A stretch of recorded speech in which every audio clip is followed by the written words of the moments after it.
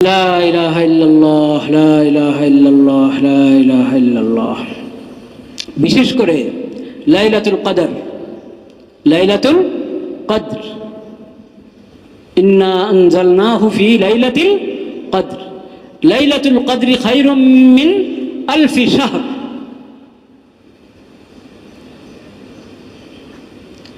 এই লাইলাতুল কদর রমজান মাসে এবং প্রবল সম্ভাবনা যে রমজানের শেষ দশকে এবং বেজোড় রাতগুলোর কোনো এক রাতে হওয়ার সম্ভাবনা আরও বেশি। সেটা 27 হতে পারে, 29 হতে পারে, 21 হতে পারে, 25 হতে পারে। কোনো রমজানে 27-এ হয়তো হয়েছিল লাইলাতুল কদর। লাইলাতুল কদর একবারে নির্ধারিত এক রাতে, এটাও কিন্তু জরুরি না। এটা একটা আসমানি বিষয়, উর্দু জগতের একটা বিষয় লাইলাতুল কদর। এসব লাইলাতুল কদরের যত আয়োজন উর্দু জগৎ থেকে হয়, সেটা প্রতি বছর একই তারিখে হয় কিনা আল্লাহ ভালো জানেন। বিভিন্ন আলামত থেকে বোঝা যায় এটা পরিবর্তন হয়। এই রমজানে 21 হলে আরেকটা রমজানে হয়তো 27 হলো বা 25 হলো, নিশ্চিত করে বলা মুশকিল। 27-এর কথা যে আমরা বলি, 27-এর শবে কদর, এটা প্রবল সম্ভাবনা বলতে পারেন। একবার নিশ্চিত করে 27 বলা মুশকিল আছে। কেন? আল্লাহ রাব্বুল আলামিন জানিয়েছিলেন নির্ধারিতভাবে কোন রাতটি শবে কদর। পরে আবার ওই এলেম আল্লাহ তাআলা উঠিয়ে নিয়েছে। কি কারণে? ওরাও হাদিসের কিতাবে আছে, হাদিস শরীফে আছে। নবী করিম সাল্লাল্লাহু আলাইহি সাল্লামকে জানানো হয়েছে। নবী করিম সাল্লাল্লাহু আলাইহি সাল্লাম বলার জন্য আসছিলেন। এর সময় দুজনে ঝগড়া করছে কি নিয়ে, তখন আল্লাহ তাআলা এই এলেম আবার উঠিয়ে নিয়েছেন।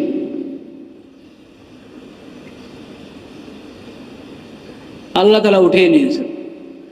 উঠিয়ে নিয়েছেন, উম্মতকে সতর্ক করা হলো ঝগড়া বিবাদে জড়াবে না, কখনো বিবাদ বিসংবাদে জড়াবে না, এটা ভালো না। এটা কারণে একটা এলেম আল্লাহ তাআলা উঠিয়ে নিয়েছেন জমিন থেকে। এলেমের বরকত তো এটা নষ্ট করবেই। আরেকটা হলো, এটার মধ্যে যেমন একটা শাস্তির দিক আছে, আবার ভালো দিকও আছে। নবী করিম সাল্লাল্লাহু আলাইহি ওয়াসাল্লাম বলেছেন, যাক হয়তো এটার মধ্যে তোমাদের জন্য করলাম। কিভাবে? এটার মধ্যে করলাম এভাবে যে আমি চেষ্টা করব শেষ দশকের প্রতি রাতেই শবে কদরের মতো গুরুত্ব দিয়ে ইবাদত বন্দেগী করার জন্য চেষ্টা করব, আমল করার চেষ্টা করব, যাতে ফায়দা বেশি হয়, সওয়াব কি হয়? বেশি হয়। কিন্তু আমরা তো ওই 27 নিয়ে বসে আছি। না, এটা করব না। বরং ইতিকাফ, সুন্নত ইতিকাফ যদি মসজিদে করি, ইতিকাফের হক আদায় করি, তাহলে শবে কদর পেয়ে গেলাম ইনশাআল্লাহ, ইনশাআল্লাহ। আর যদি সুন্নত ইতিকাফ না করতে পারি, তো নফল ইতিকাফ এর মধ্যে বেশি বেশি সময় লাগানোর চেষ্টা করি। মসজিদে বেশি বেশি সময় দিনে রাতে থাকার চেষ্টা করি। কারণ শবে কদরের বরকত এবং কল্যাণ অর্জন করাও একটা ইবাদত। পেলে ভালো, শবে কদরের কল্যাণ পেয়ে গেলাম তাহলে ভালো, না হলে না, তেমন সমস্যা নাই। বিষয়টা কিন্তু এমন না। বরং হাদিস শরীফে এসেছে, মান হুরিমা খায়রাহা ফাকাদ হুরিমাল খায়রা কুল্লা ফাহুয়া মাহরুম। শবে কদরের কল্যাণ যে হারালো, শবে কদরের বরকত যে হারালো, সে তো বঞ্চিত। সে কি? বঞ্চিত। এজন্য আমাকে এই রাতের বরকত এবং কল্যাণ অর্জন করতে হবে। লা ইলাহা ইল্লাল্লাহ, লা ইলাহা ইল্লাল্লাহ, লা ইলাহা ইল্লাল্লাহ। সেজন্য শবে কদর থেকে যেন মাহরুম না হই। এটার প্রতি ইতিকাফকারী যারা মসজিদে সুন্নত ইতিকাফ করছি, তারাও যত্ন নিব এবং যারা সুন্নত ইতিকাফ করতে করছি না তারাও এটার প্রতি যত্ন নেব যে শবে কদরের কল্যাণ থেকে, বরকত থেকে যাতে আমি বঞ্চিত না হই, মাহরুম না হই। সেটার জন্য 5 ওয়াক্ত নামাজ মসজিদে জামাতের সাথে পড়া, মাগরিব, এশা, ফজর জামাত যাতে মিস না হয়, এবং অহেতুক অনর্থক কাজ থেকে যে কোনো সময় তো দূরে থাকা ভালো, দূরে থাকা উচিত, রমজানে আরো গুরুত্বের সাথে। আর গুনার কথা, গুনার কাজ থেকে তো দূরে থাকবই। তো আমি যদি রমাদান এবং সিয়াম এর হক আদায় করি তাহলে ইনশাআল্লাহ এই বরকত আল্লাহ তাআলা দান করবেন। বিশেষ করে সুন্নত ইতিকাফ এবং বেশি বেশি নফল ইতিকাফে বেশি সময় কাটানোর চেষ্টা করলে আরও নিশ্চিত হবে ইনশাআল্লাহ শবে কদরের বরকত পাওয়া, কল্যাণ পাওয়া। আল্লাহ তাআলা আমাদের সবাইকে তৌফিক দান করেন, কবুল করেন।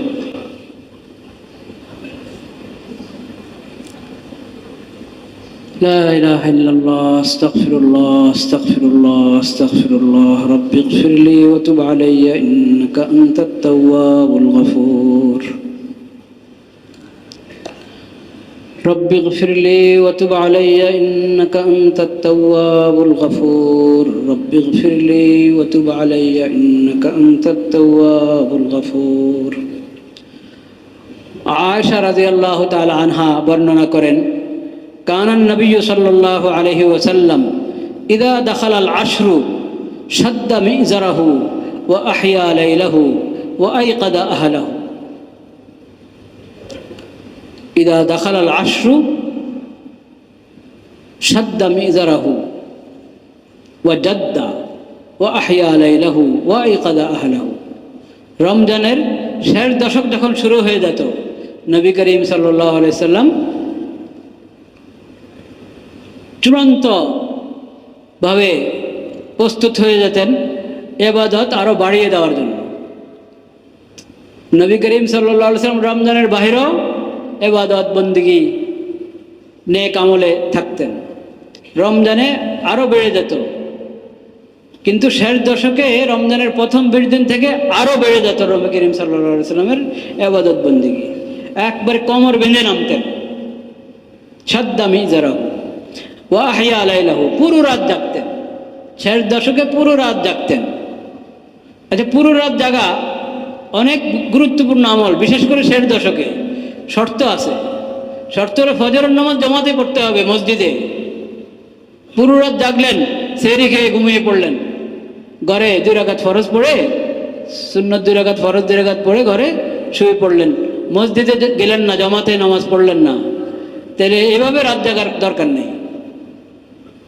এরকম যার অবস্থা, সে 2-3 ঘন্টা ঘুমাবে, 2-3 ঘন্টা ঘুমাবে, কিছু বিশ্রাম করবে। কিন্তু যে পুরা রাত জাগলে কোনো সমস্যা নাই, ঠিক মতো পুরা সময়টা কাজে লাগাতে পারছে, তিলাওয়াতের মধ্যে, জিকিরের মধ্যে, তাহাজ্জুদের নামাজের মধ্যে, এবং ফজরের নামাজ আবার মসজিদে জামাতের সাথে পড়ছে, তাহলে পুরো রাত জাগবে। আর পারলে এশরাকের নামাজ পড়ে তারপরে বিশ্রাম করবে, যদি পারে। এশরাকের নামাজ পড়ে বিশ্রাম করা এটা স্বাস্থ্যসম্মতও বটে। এই ফজর পড়েই, ফজরের নামাজ তো আর দেরিতে হয় না, রমজানে 15-20 মিনিট পরে ফজরের জামাত হয়ে যায়, সময় হওয়ার, সেহরির শেষ সময়, আজানের সময় সেটাই। এই 15-20 মিনিট পরেই ফরজ পড়ে ফেলে, কোনো মসজিদে 10 মিনিট পরেও পড়ে ফেলে, গিয়ে শুয়ে পড়ে। তো সেহরি যদি ভাত রুটি সেহরি করা হয় আর এর পরেই সাথে সাথে শোয়া হয়, এটা স্বাস্থ্যসম্মত না। আর সকালবেলায় বরকত, নবী করিম সাল্লাল্লাহু আলাইহি সাল্লাম দোয়া করেছেন, আল্লাহুম্মা বারিক লি উম্মতি ফি বুকুরিহা, আয় আল্লাহ আমার উম্মতকে, উম্মতের সকাল, যখন সকালের মধ্যে বরকত দান করেন। সকালটা আমাদের গাফলতের মধ্যে চলে যায়। পারলে এশরাক পড়ে শোয়া, কিন্তু আপনি এশরাক পড়ে শুতে গেলে আবার আপনার ডিউটি আছে, সেখানে আপনি পৌঁছতে পারলেন না ঠিক সময়, এরকম বুজুর্গির দরকার নেই। এরকম হলে আপনি আগে শুয়ে পড়েন, যাতে ওই আপনার ডিউটি, ওটা তো জরুরি, যেটা দায়িত্ব, আপনার চাকরি করছেন, ঠিক সময় পৌঁছা, এটা ফরজ। আর এরশাক পরে শোয়া মুস্তাহাব, শোয়া মানে এরশাক পর্যন্ত না শোয়া, এটা মুস্তাহাব। মুস্তাহাবের জন্য ফরজ লঙ্ঘন করা যাবে? যাবে না।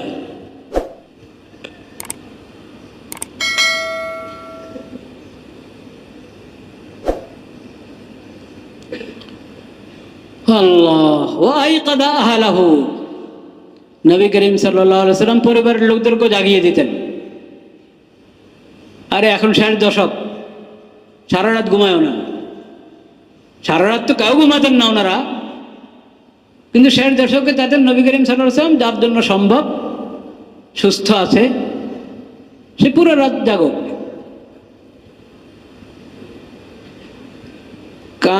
কানা রাসূলুল্লাহ সাল্লাল্লাহু আলাইহি ওয়াসাল্লাম ইয়াজতাহিদু ফিল আশরিল আওয়াখির মা লা ইয়াজতাহিদু ফি গায়রিহি। আয়েশা রাদিয়াল্লাহু তাআলা আনহাই তার বর্ণিত আরেকটি হাদিস মুসলিম শরীফে আছে। আগে যেটা বললাম বুখারী শরীফের হাদিস এবং মুসলিম শরীফ দুটো কিতাবে আছে। নবী করিম সাল্লাল্লাহু আলাইহি ওয়াসাল্লামের ব্যাপারে আম্মাজান উম্মুল মুমিনিন আয়েশা রাদিয়াল্লাহু তাআলা আনহা বলেন, ইয়াজতাহিদু ফিল আশরিল আওয়াখির মা লা ইয়াজতাহিদু ফি গায়রিহি।